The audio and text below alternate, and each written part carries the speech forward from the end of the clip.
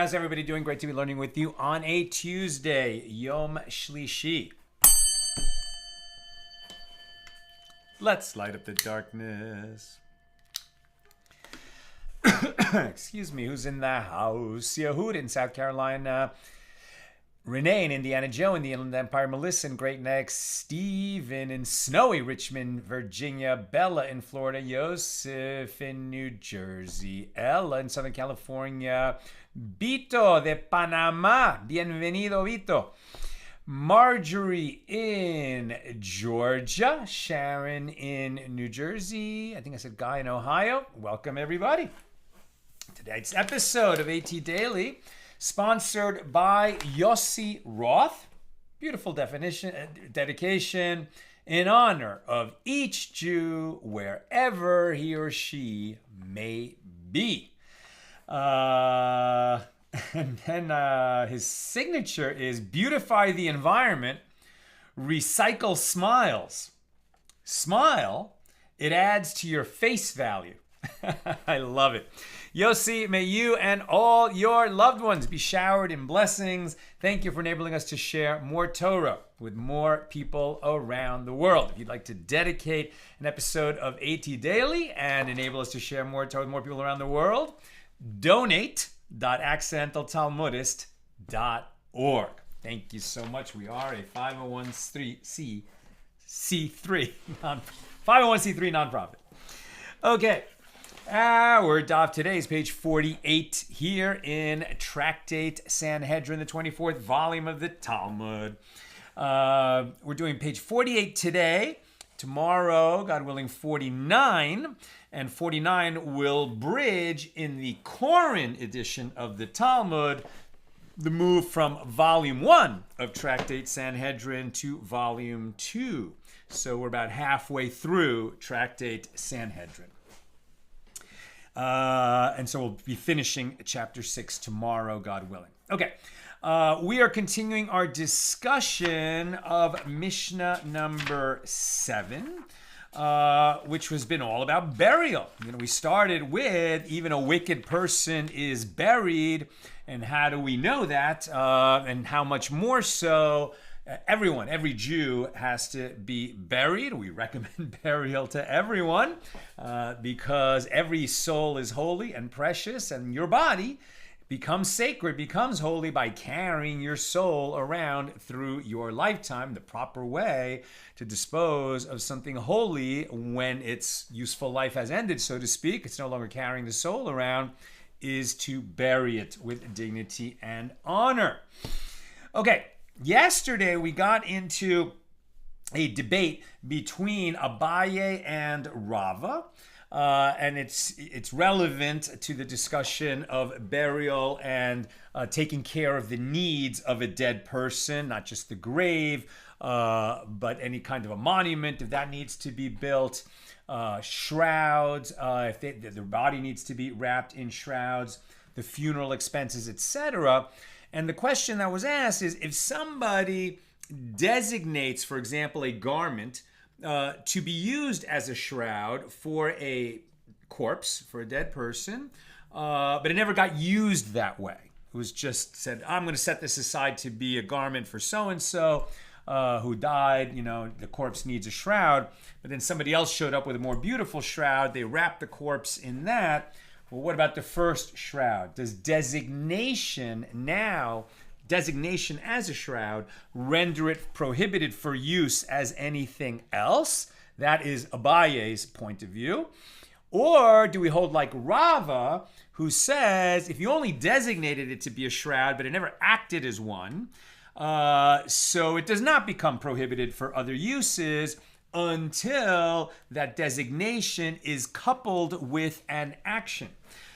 So Rava requires designation plus action. Abaye simply requires the designation. An interesting case is also a cloth that's going to be used as a bag or as a wrap for tefillin, right? The black boxes with the straps that Jewish men are obligated in every day, unless it's Shabbos or Yom Tov, Shabbos or a holiday, to wrap tefillin. So when your tefillin is not on you, As is in modern times, we just put it on in the morning and then we take it off. In ancient times, they wore their tefillin all the time. But at any rate, that's a very holy object. Tefillin is a very holy object. If God forbid we had to rush out of the house, as so many people either did or thought about during the recent fires, tefillin is something that you would want to take with you.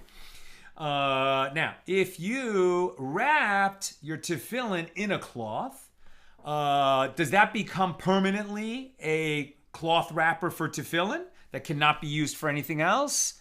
No. I think Abaye and Rava would agree that here you need both the action and the designation.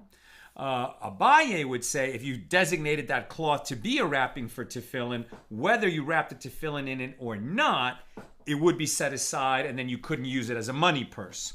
Rava would say designation plus actually wrapping your tefillin in it would then cause that cloth or that bag to be set aside, and it could only be used for the holy purpose of containing the tefillin. But it seems that Abaye and Rava would agree that the action without the designation, right? They disagree on designation without action, but they agree that action without designation would not render that bag into, the sole role of being used for tefillin, can't be used for something else. The fact that you used it once for that purpose without designated for that doesn't mean it would become, separated for only that purpose in the future. Okay. Continuing this discussion, the Gemara is bringing different sources and proofs for either the position of Abaye or the position of Rava. So we pick this up about a third of the way down on page 48a. The Gemara suggests, come in here another proof against Rava. So for Abaye, who holds that designation is sufficient. Another proof against Rava from a Baraisa. If one hewed, good word, hewed, H-E-W-E-D, if one hewed a grave for his deceased father in one place, and then he went and buried the father in a different place, so the son may never be buried in the grave that he had dug for his father. And this indicates that mere designation is a significant matter, per Abaye. But the Gemara answers, no. There, the son may not be buried in the grave that he had dug because it would detract from the honor that he must show his father. We are all obligated to honor our parents. It's in the Ten Commandments. Not because the designation of the grave without actual use of that grave would render the grave prohibited for any other purpose, but here because he dug it for his father, he can't be buried in it because of the problem of honoring your father. And the Gemara comments, so too it is reasonable that the son may not be buried in the grave that he had dug only because of the honor due to his father, as the latter clause of that same Baraisa teaches the minority opinion of Rabban Shimon ben Gamliel, who said, even if one hewed stones for his father's grave and then went and buried him in a different place, the son himself may never be buried in a tomb constructed from those stones, right? So it's one thing to make a grave for your father and then not use it. You can't be buried in it. Another, if you just cut stones. You simply cut some stones that you were going to use for the memorial or as part of the grave, and you never used it for that. So according to Rabban Shimon ben Gamliel, you can't use those stones for anything else, certainly not for your own grave. But that's the minority opinion of Rabban Shimon ben Gamliel, which indicates that a grave that you dug, you can't be buried in it. But stones that you cut for use on your father's grave, you could use for yourself or for some other purpose. Why? And the Gemara explains, granted, if you say that the son may not be buried in the grave that he dug for his father because of the honor that must be shown his father, it is well understood why he can also not be buried in a tomb constructed from stones that he hewed for his father's grave. But if you say that it is because of designation, the son should be permitted to be buried in such a tomb, as is there anyone who says that spinning yarn in order to weave it into cloth for shrouds is regarded as designating an item for a dead person, resulting in a prohibition against deriving benefit from the yarn? In such a case, there is certainly no prohibition. And the case of hewing stones for a tomb is analogous to a case of spinning yarn in order to weave it into cloth. Right? Abaye would say, if you designate a garment to be a shroud for a dead person, that designation takes hold. And even if you don't use it as a shroud for the dead person, you're not going to be able to, take it back into your closet and use it as a garment or cloth for other purposes. But even Abaye would agree that if you were thinking about weaving a shroud in order to, so that it could be used for a dead person, but you didn't have any yarn on hand, so, you took some fleece from a sheep and you started spinning the yarn. Now, you had in mind that you were going to use it for a shroud. But that yarn, if you don't end up using it for a shroud, you have not now rendered it prohibited to use that yarn for anything else because it's another step removed from the use on the dead body. Right? We remove one. Rava would require designation and action. Abaye is one step back. Designation of the shroud is enough. But this is two steps back. Designating thread so that you could weave it into a shroud so that you could then use it on a dead body. Everyone would agree, even Abaye would agree, that yarn does not become prohibited because you had in mind to use it for a shroud for somebody. Now, the Gemara, so therefore it would seem that what we were learning from that case of digging a grave for one's father is that it must be that the reason he can't use the grave is because he doesn't want to violate honor your father, not because of designation. Therefore, we haven't proven anything with respect to the debate between Abaye and Rava. But the Gemara rejects this inference. The same is true even if a non-viable newborn was not cast into the grave. One is still prohibited from deriving benefit from the grave, merely by virtue of the designation. Why then does the Baraisa say that a non-viable newborn was cast into the grave?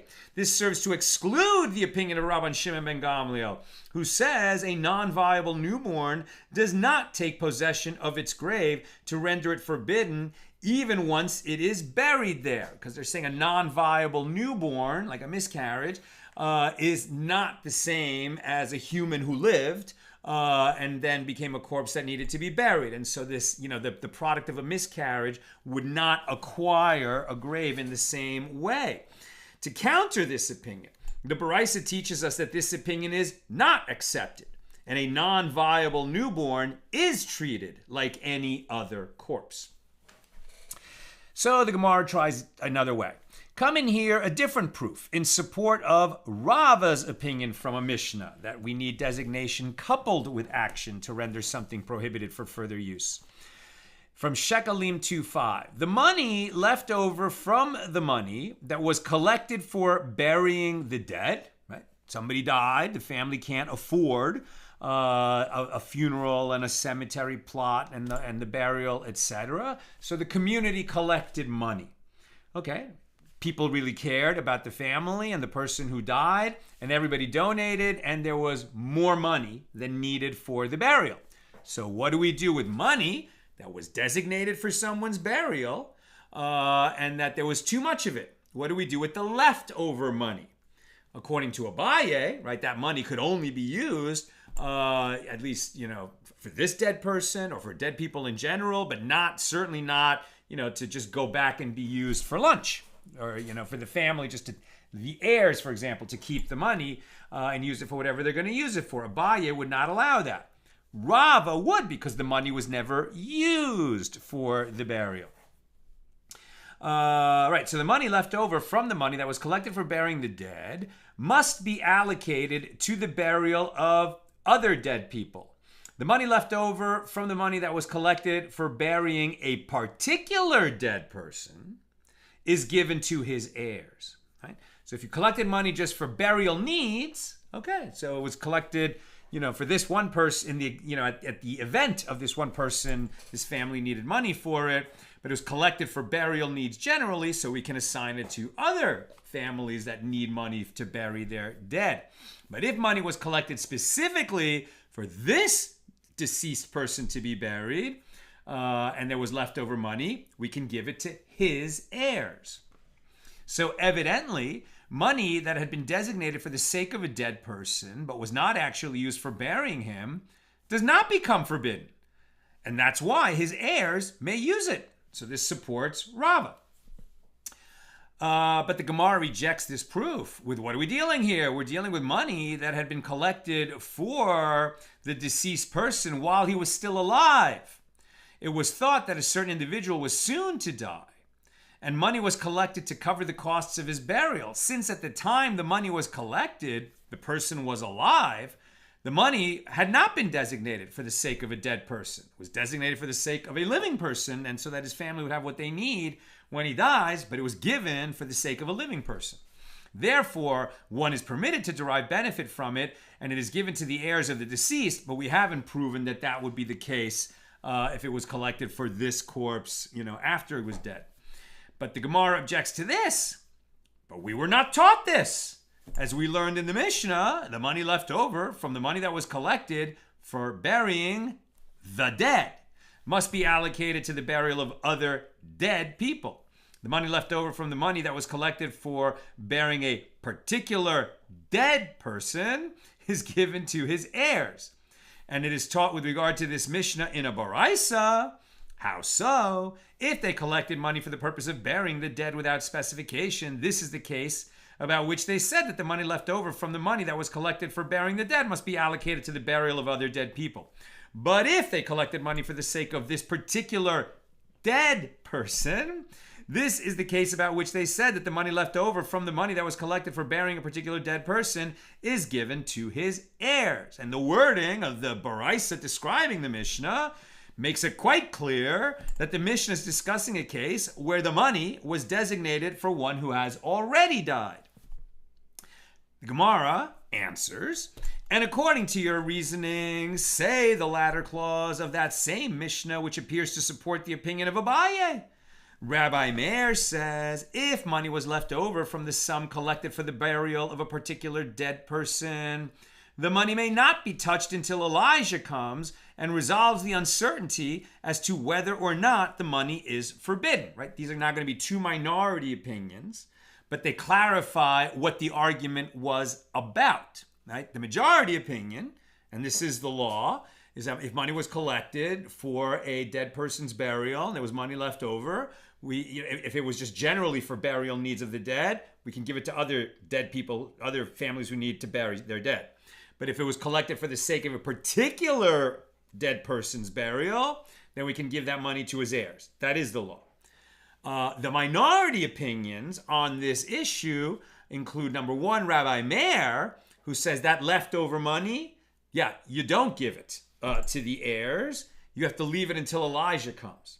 Right? That means that there's an uncertainty and we don't know who it belongs to, so we're not permitted to use it ourselves or give it to the heirs or give it to anybody. This money is going to be suspended in limbo, as it were.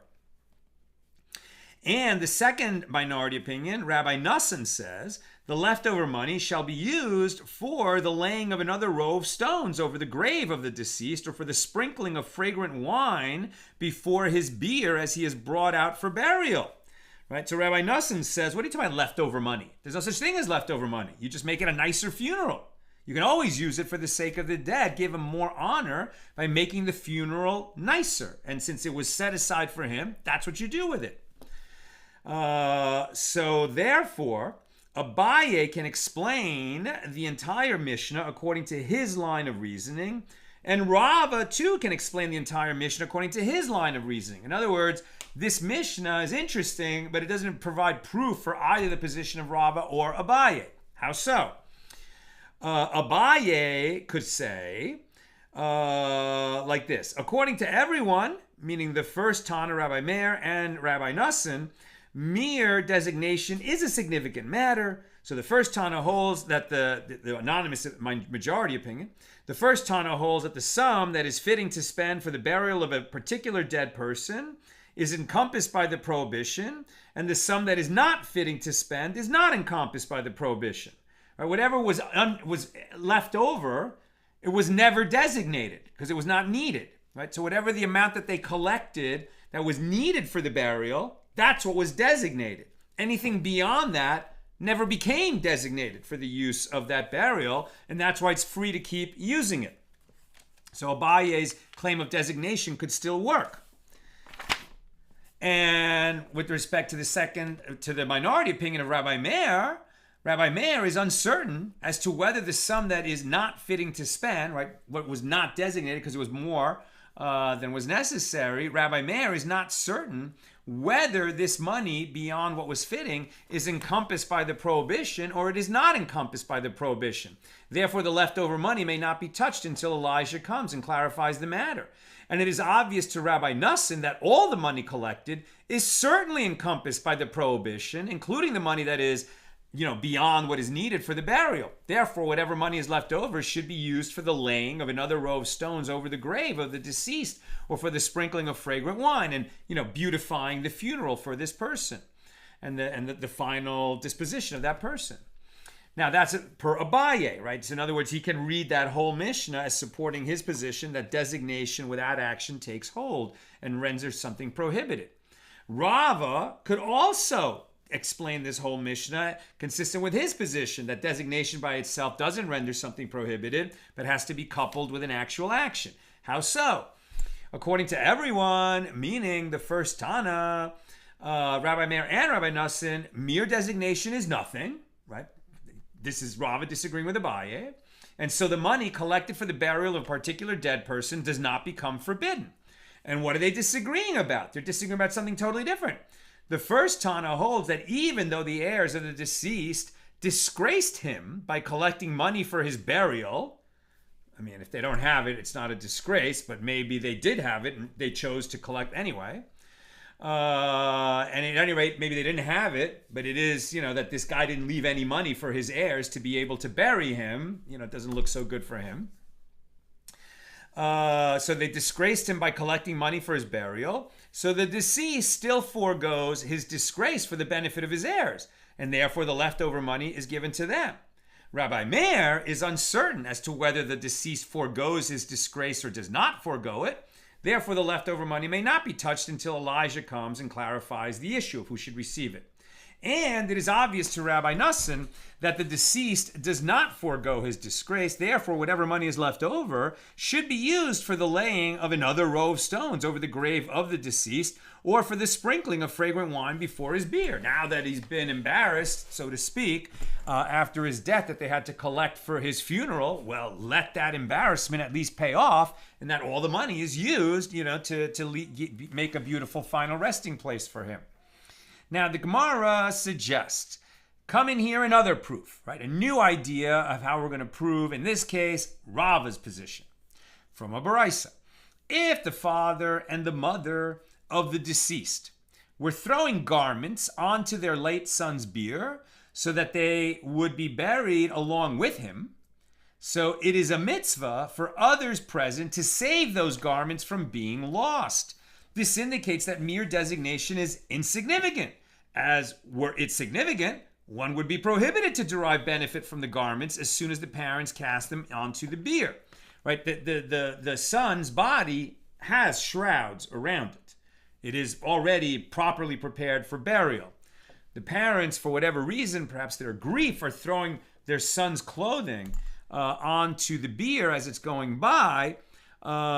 There's no reason for those clothes to go into the grave with him, so they could pull it out. I'm reminded of what happened at my mother's funeral. Right? I've told this story before, but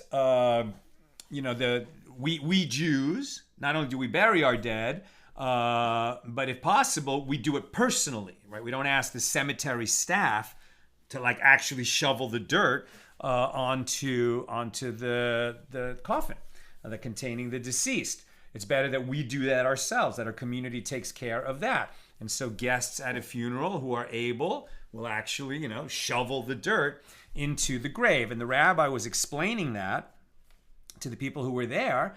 And he went and, explained that and picked up the shovel and put in some dirt. And when he did that, his siddur, his prayer book, one of these sort of life cycle events prayer books that rabbis have, the Rabbi's Companion, I think is what it's called, fell out of his jacket pocket into the grave.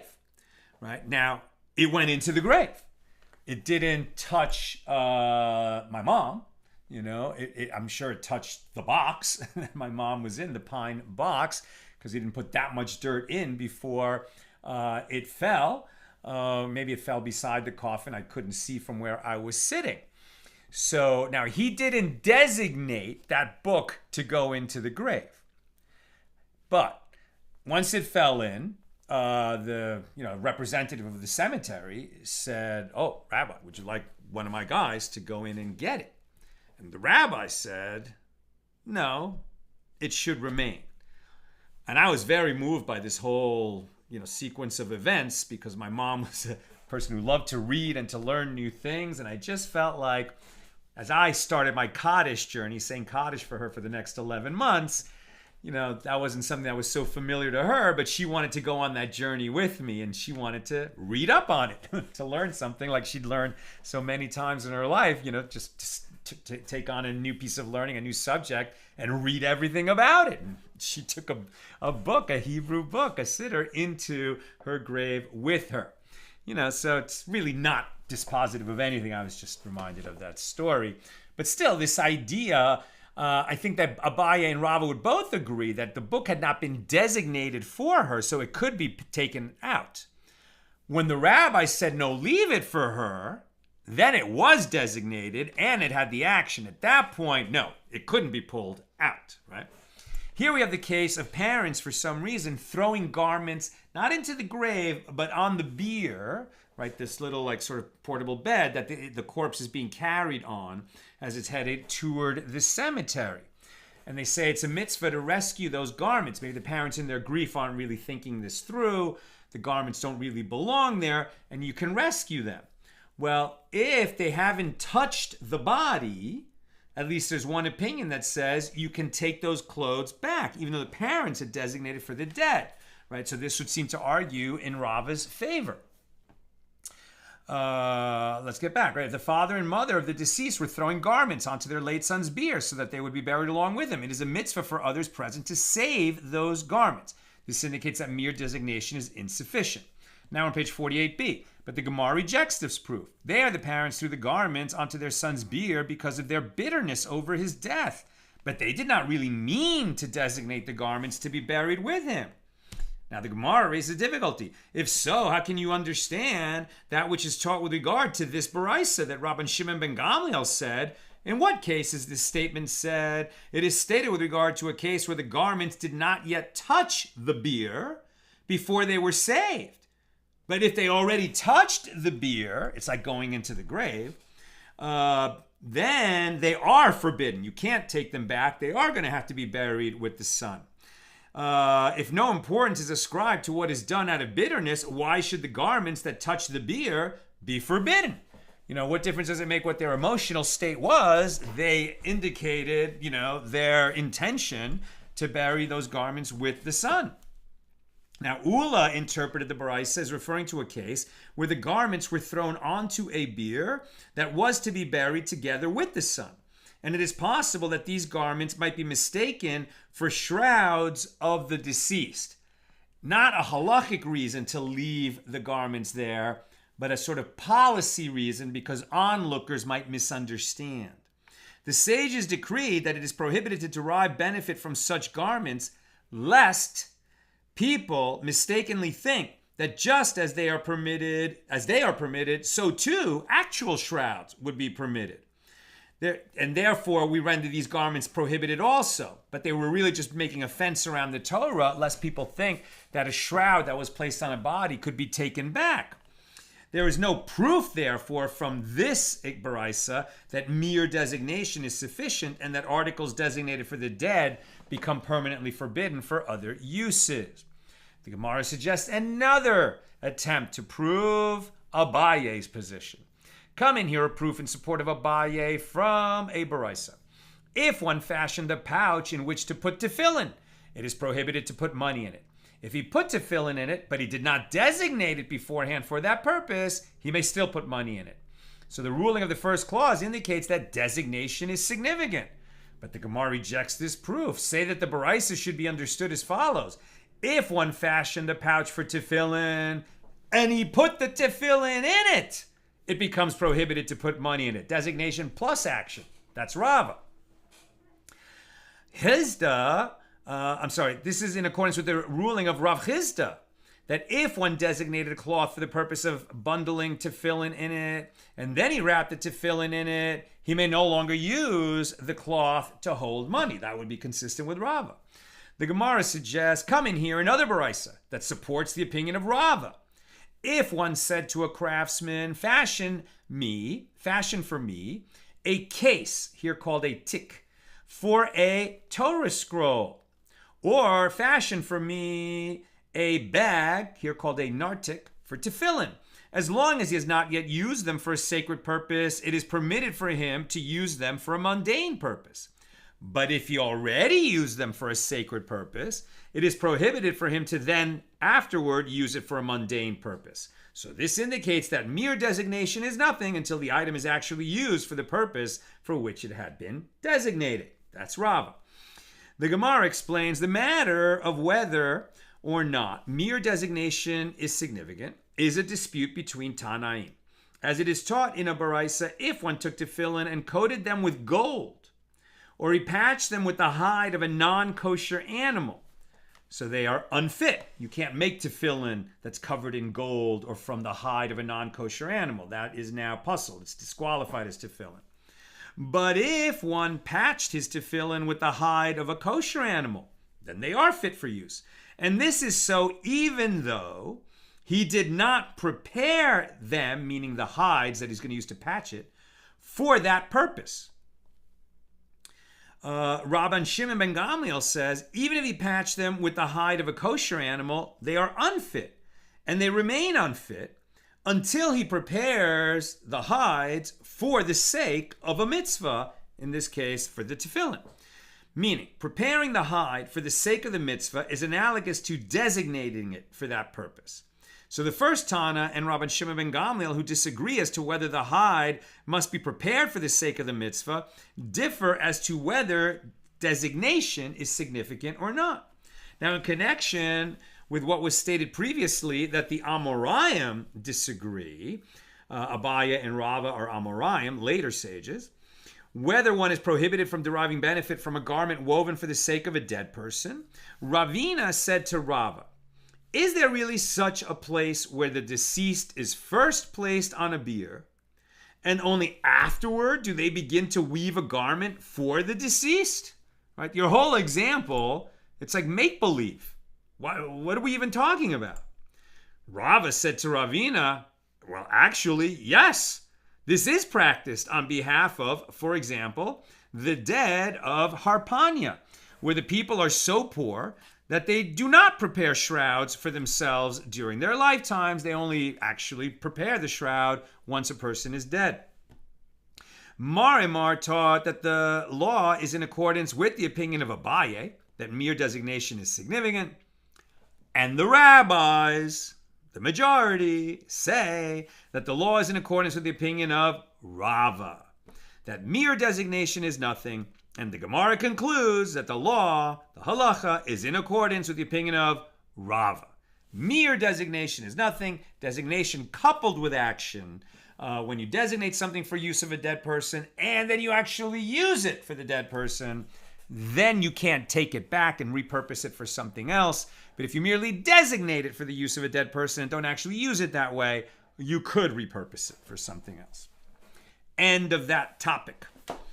The sages taught in a baraisa with regard to those executed by a Jewish king for crimes that they committed against the king. So after they're executed, their property belongs to the king. As for somebody who commits treason, right, he gets executed and his property is confiscated. As for those executed by the court for a capital transgression, their property belongs to their heirs. Rabbi Yehuda says, even with regard to those executed by a Jewish king, their property belongs to their heirs. The rabbis said to Rabbi Yehuda, but isn't it already stated in 1 Kings 21:18? Arise, go down to meet Ahab, king of Israel, who is in Samaria. Behold, he is in the vineyard of Naboth, where he is gone down there to inherit it. So this was an incident where Ahab had Naboth executed, and now he's taking the man's vineyard. So sounds like if a king executes a subject, then the subject's property belongs to the king. Rabbi Yehuda said to them, Ahab was Naboth's cousin, the son of his paternal uncle, and therefore he was fit to inherit from him anyway. He wasn't inheriting because he's the king. He's inheriting because he was one of the heirs of Naboth, and he's stepping up as an heir. So accordingly, he took possession of the property in his capacity as an heir, not as the king. They said to him, but Naboth had many sons. Why then did they not inherit from him? Rabbi Yehuda said to them, Ahab executed Naboth and also his sons. As it is stated, I have seen yesterday the blood of Naboth and the blood of his sons. Then the Gemara asks, and how do the rabbis counter this claim? And the Gemara answers, in their opinion, the verse is referring to the sons who would have issued from him had Naboth not been executed. Ahab was held accountable, like Cain was held accountable, for the blood of his victim, in this case Naboth, and for the blood of his unborn children that he did not live to father. The Gemara raises a difficulty. Granted, according to the one who says that the property of those executed by the king, and that's why in the story of Cain and Abel, when God asked Cain, where's your brother? He says, I'm my brother's keeper. And God says, the bloods, plural, of your brother cry out to me from the ground. Why plural? The blood of your brother and the bloods of his unborn children that will never be born because you killed him. Same idea. Now, the Gemara raises a difficulty. Granted, according to the one who says that the property of those executed by the king belongs to the king, that is the reason that it is written that Ahab's wife Jezebel, the evil, wicked Jezebel, arranged for witnesses to falsely testify that Naboth cursed God and the king. That's 1 Kings 21:13. Since Naboth cursed the king, according to the false testimony, Ahab could execute him and seize his property. But according to the one who says that the property of those executed by the king belongs to the heirs of the one executed, why do I need the testimony that Naboth cursed the king? It would have sufficed for the witnesses to testify that he cursed God, in which case he would have been executed by the court, and Ahab would have taken possession of the vineyard as his heir. So the Gemara answers, and according to your reasoning, that the witnesses testified that Naboth cursed the king so that Ahab could execute him and seize his property, why do I need the additional testimony that Naboth also cursed God? Rather, you must say that the witnesses were instructed to testify that Naboth cursed both God and the king in order to increase the anger of the judges by accusing him of a second offense, right? And to make sure that he was going to be executed, condemned and executed. So too, it can be argued that according to Rabbi Yehuda's reasoning, the witnesses testified that Naboth also cursed the king in order to increase the anger of the judges. And no proof can be brought from here that the property of those executed by the king belongs to the king. And the Gemara raises another difficulty. Granted, according to the one who says that the property of those executed by the king belongs to the king, that is the reason that it is written, quote, and Yoav fled to the tent of the Lord and caught hold of the horns of the altar. That is 1 Kings 2:28, describing Yoav's actions after it became known that he supported Adonijah. And furthermore, it is written, and he said, I will not leave, for here I will die. Yoav did not want to be put to death by the king, because he did not want his property to pass into the king's possession. But according to the one who says that the property of those executed by the king belongs to their heirs, what difference did taking refuge in the sanctuary make to him? The Gemara answers, Yoav fled to the sanctuary in order to live a little while longer before he was killed. He thought that holding on to the horns of the altar, right? The Mizbeach, the holy altar, the holy temple hadn't been built yet. This was Solomon, had just become king, so he hadn't built the temple yet.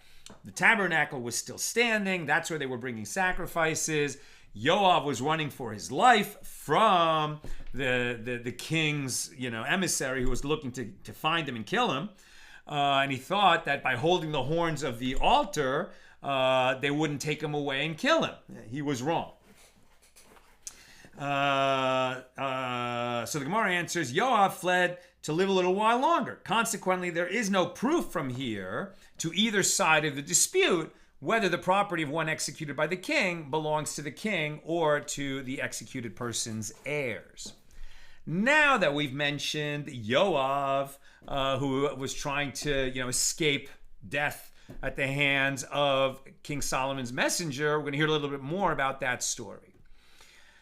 So after Yoav took refuge in the sanctuary, and King Solomon sent Benaiah, the son of Jehoiada, to fall upon him, Benaiah ordered Yoav to leave the sanctuary, whereupon Yoav refused. And the verse then states, and Benaiah brought the king word back, brought word back to King Solomon of what Yoav had said while he was there at the horns of the altar. So said Yoav, and so he answered me. And the Gemara explains, Yoav said to him. Now, before I say what Yoav said, let me just remind us what happened here. So Yoav was a very faithful general to David, to Solomon's father, King David. He was really one of the heroes of the nation of Israel, fighting alongside David against the Philistines. But remember also that David, was getting it from both sides. He was defending the nation from the Philistines, but he was also being chased and hounded, and they tried to kill him more than once at the behest of King Saul before David became king. Saul was very jealous of David and worried that David would usurp his throne and tried to have David killed more than once. And of course, ultimately, Saul lost the throne, lost it for his family. David was elevated to king, and King David kept the throne, and the scepter of the kingship of Israel will never leave the descendants of David, of King David, and Solomon was his first descendant to sit on the throne. While it was all still in contention, after David actually was elevated to be king, but in the very early days of his monarchy, Saul's family still had supporters, right? So Saul's son Jonathan was killed at the time that Saul was killed. So Jonathan, who was David's best friend, he was not available to even contend for the throne. But Saul had another son, I believe the name is Ishabeth, and there were sort of supporters of the Saul lineage and Saul dynasty who said that, who's this David? Saul was the king. So now that Saul's dead, his son Ishabeth should be the king. And principal among those supporters was a fellow named Avner. Avner was another hero of Israel and a great general. But, in the succession crisis, he sided with this guy Ishabeth, right? And so that made him an enemy of David. Avner came to reconsider his position and said, okay, well, David is the king now. Seems that God has appointed him the king. So it would be better for all of us to unite around King David. And so Avner came to see King David and said, you're right. You're the king. I'm with you. And David celebrated and, welcomed and honored Avner when he did that. The problem was that when Avner came to see David, Yoav, who had been on the other side, and who I believe his brother had been killed by Avner during this civil war, civil strife, said, this is our enemy.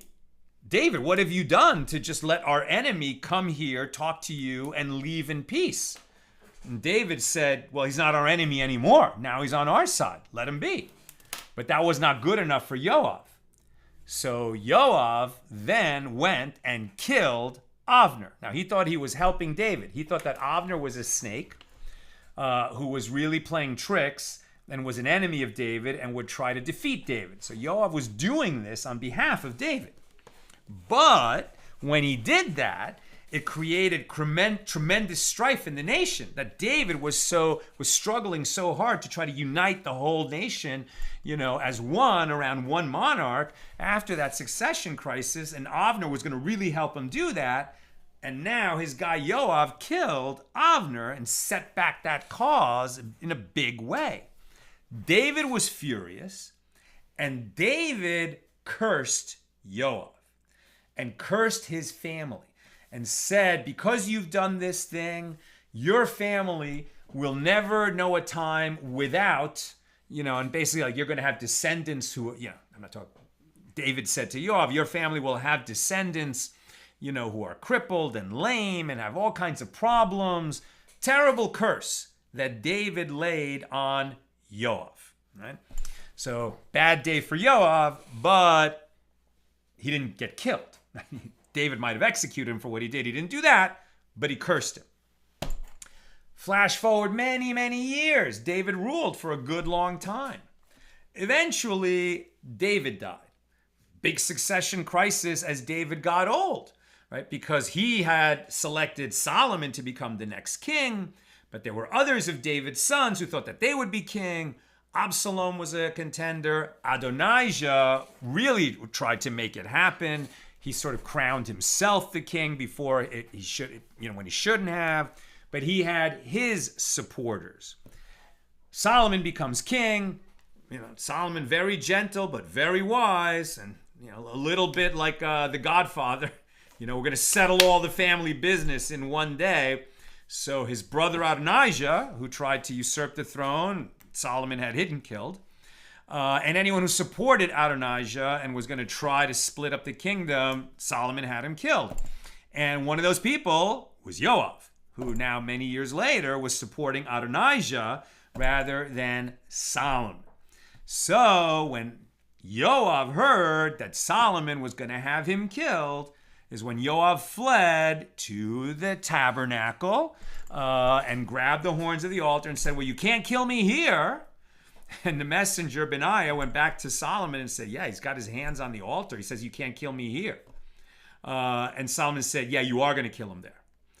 And then there's a conversation here that Rashi brings down. I don't know if he's getting it from this passage in the Gemara or if it's in the Midrash. But now we're citing a conversation that is not written out in the Bible, in this whole story, which is at 1 Kings chapter 2, verse 30, more or less, right, where all he said is, yeah, he's got his hand on the altar, and he says, I'm not going to die, I don't want to be killed, and Solomon says, yeah, go back there and kill him. That's basically the whole conversation. But now the Gemara is going to fill in that conversation, and you're going to need that backstory to understand it. So what happened? After Yoav took refuge in the sanctuary, and King Solomon sent Benaiah, the son of Jehoiada, to fall upon him, Benaiah ordered Yoav to leave the sanctuary, whereupon Yoav refused. And the verse then states, and Benaiah brought word back to the king, saying, so said Yoav, and so he answered me. Like he talked about a conversation that they had, but it's not listed what the conversation was. So now the Gemara is going to fill in the conversation. And the Gemara explains, Yoav said to Benaiah, go and say to Solomon, you cannot perform two actions to this man, i.e. to me, Yoav. If you kill him, right? If you kill me, Yoav speaking, then you and your descendants will receive the curses with which your father cursed me. The way that David cursed Yoav, that his descendants would always be cursed, Yoav is saying, if you kill me, those curses are going to rebound on you. Your family is going to have those curses. I don't know where he's getting that. Maybe it's like, I'm cursing you, that's what's going to happen to you if you kill me. And if you do not wish to receive those curses, then let him go so that he may receive the curses with which your father cursed him, right? David didn't kill Yoav, so Yoav is saying, your father didn't kill me, he cursed me. If you now go and kill me, then the curses that your father laid on me are gonna, flash back to you. If you let me live, then I'm gonna endure the curses that your father laid on me, and so will my descendants. Which is it? And the next verse states, and the king said to him, do as he said, and fall upon him and bury him. Meaning, Solomon thereby accepted his father's curses upon himself and his descendants. And now the Gemara is going to show that, in fact, these curses that David applied to Yoav ended up being realized in the descendants of Solomon, which is to say, the descendants of David. Rav Yehuda says that Rav says all the curses with which David cursed Yoav were ultimately fulfilled in David's descendants due to the curse that Solomon accepted upon himself. David cursed Yoav. This was the curse originally in 2 Samuel 3:29. David said to Yoav, let the house of Yoav never lack such as are afflicted with a discharge, that's a zav, or a metzora, that your people will always have somebody who has tsuras, or that hold on to a staff, we'll see what that means, or fall by the sword, premature death, or lack bread, that they're just starving, right? Fall by the sword means they'll be murdered or fall in battle. Someone in your family in every generation will have these things. So Rav Yehuda says that Rav says, I just read that. So the Gemara clarifies, the curse of being afflicted with a discharge, i.e. being a zav. This was fulfilled among Solomon's descendants in Rehoboam, Solomon's son, who became the next king and was a terrible king. The whole nation split in half because he was such a bad king. As it is written, and King Rehoboam made speed to get him up to his chariot, Ba-Merkava, to flee to Jerusalem in 1 Kings 12:18. And it is also written, and whatever saddle, Ha-Merkav, he that has a discharge rides upon shall be unclean. And the similarity between the words Merkava and Merkav indicates that Rehoboam was a Zav. The curse of a Metzora, this was fulfilled among Solomon's descendants in Uzziahu. As it is written, but when he was strong, his heart was lifted up to his destruction, for he transgressed against the Lord his God and went into the temple of the Lord to burn incense upon the altar of incense. 2 Chronicles 26:16. And it is also written, and Tsuras broke out on his forehead. The curse of those who hold on to a staff, this was fulfilled among Solomon's descendants in Asa, or Asa. Say Asa in English, as it is written concerning him, but in the time of his old age he was diseased in his feet. 1 Kings 15:23. And Rav Yehuda says that Rav says this means that he was seized with gout, right? Podagra. Marzutra, the son of Rav Nachman, said to Rav Nachman, what are the circumstances and symptoms of this disease? And Rav Nachman said to him, the pain is similar to the pain of a needle piercing live flesh. Yeah, gout, very painful. They say it feels like being pierced with a needle. And the Gemara asks, how did Rav Nachman know what gout is like? And the Gemara answers, well, if you wish, say that he himself suffered from the disease. And if you wish, say that he learned it as a tradition from his teacher. And if you wish, say that he knew this through divine inspiration. As the verse states, the secret of the Lord is with them that fear him, and he will show to them his covenant. I'm almost done. Questions or comments, please get them in now. The curse of those who fall by the sword. This was fulfilled among Solomon's descendants in Yoshiahu. As it is written, Yoshiahu, and earlier, Yoshiahu. Solomon's descendants in Yoshiahu, as it is written, and the archers shot at King Yoshiahu. And Rav Yehuda says that Rav says they shot him with so many arrows that they turned his whole body into a sieve. And the curse of those who lack bread was fulfilled among Solomon's descendants in Yechaniah, as it is written concerning him. And as for his food allowance, there was a continual food allowance given him by the king, a daily portion for every day, all the days of his life. Rav Yehuda says that Rav says this explains the adage that people say, be the one who is cursed and not the one who curses, as a curse eventually returns to the one who curses. Interesting statement. Something to remember. Better to be the one who is cursed than one who curses, because the one who curses will eventually be cursed by that same curse that he uttered. Not sure that that applies when we curse our enemies who are trying to kill us.